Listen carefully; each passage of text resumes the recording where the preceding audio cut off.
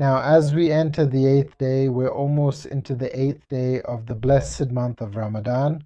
Today is Thursday, March 30th, and the time now is 3 a.m. in Turkey and Syria.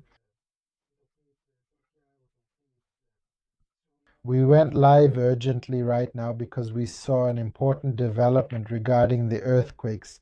Apparently, an earthquake struck, and honestly, it's rare for one to hit this area.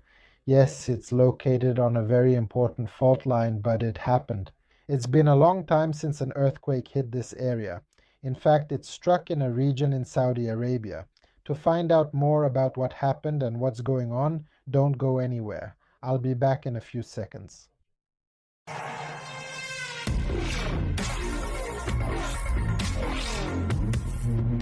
Welcome back again.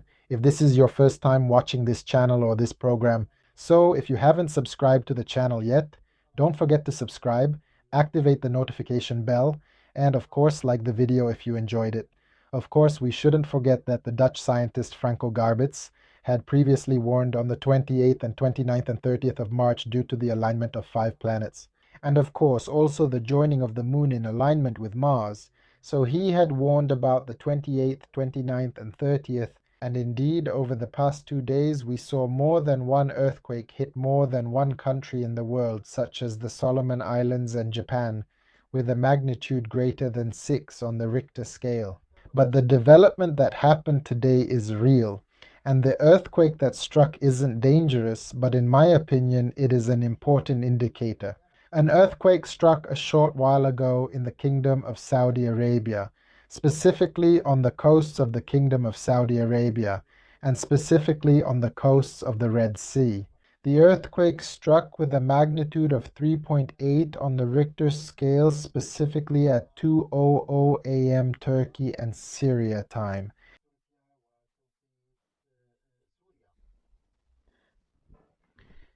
According to Syria time, the Red Sea Rift is one of the largest rifts in the region. That's why this earthquake matters.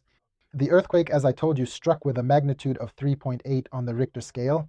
2 in the morning, Turkey time and Syria time. So honestly, yeah, and also, sorry, 2 in the morning, it should be the same time as Saudi Arabia time. The quake was at a depth of only 13 kilometers, what you're seeing in front of you on the screen. This is the center of the quake, and the Red Sea Fault is clear. Sorry, I know this is the Dead Sea Fault.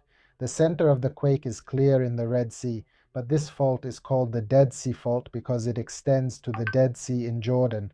Of course, the depth was only 13 kilometers, and honestly, that's what makes me think that someone might have felt it.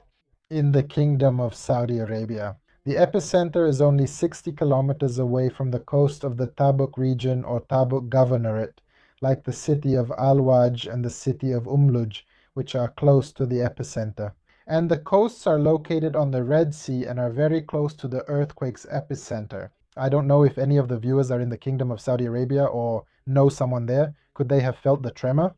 Of course, the Kingdom of Saudi Arabia is a very vast and very large country, so definitely a large number of people in Saudi Arabia, whether Saudis or residents, did not feel this tremor.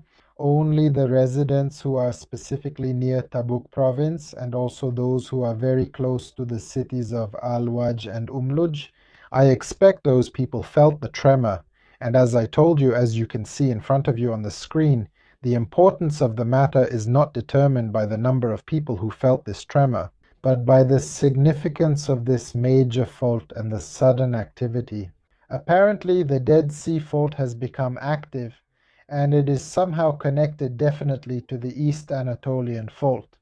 So is it possible that the energy from the East Anatolian Fault has transferred to the Dead Sea Fault and then to the Red Sea? Honestly, this is possible. And here lies the great danger of this tremor. By the way, the center of the tremor is also about 150 kilometers away from Marsa Alam in Egypt. It's unlikely that anyone in Marsa Alam felt the tremor, but it's possible, especially since the tremor was shallow, only at a depth of 13 kilometers.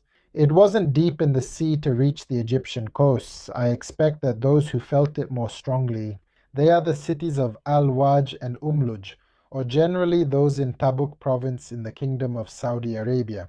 Of course, this happened because the Red Sea Fault is known for being active, and according to scientists, this should be taken into consideration. This requires close monitoring of tremors or seismic events. The aftershock, especially in the coming days, we will definitely hear about it. Since the earthquake happened less than an hour ago, we will definitely hear more tomorrow. What can seismologists and geologists tell us about this topic? And should there be more in depth studies or increased monitoring of this aftershock situation? But I'm telling you honestly, this tremor is really worth paying attention to, and we should monitor the aftershocks and keep an eye on the area in general. Is that really the case? As you said, did the energy transfer to the aftershock, and is that the problem here? Because also, if you look at the aftershocks of the East Anatolian Fault in Turkey, we saw more than one tremor today. Actually, not just today, but in the past 24 hours. Like I told you, that's where we are now. Now, Thursday, March 30th at around 2:30 a.m. on Thursday, and during the past 24 hours, or actually during the last 3 or 4 hours from now, we saw several strong earthquakes have struck again in the East Anatolian region and have hit several Turkish cities again. And in southern Turkey, like Goksun, they had the largest share of earthquakes today. I expect more than one person in Goksun and in southern Turkey. In general, today people felt more than one tremor, and also in this tremor there was a strong hit in Kahramanmaraş and a hit in Gaziantep.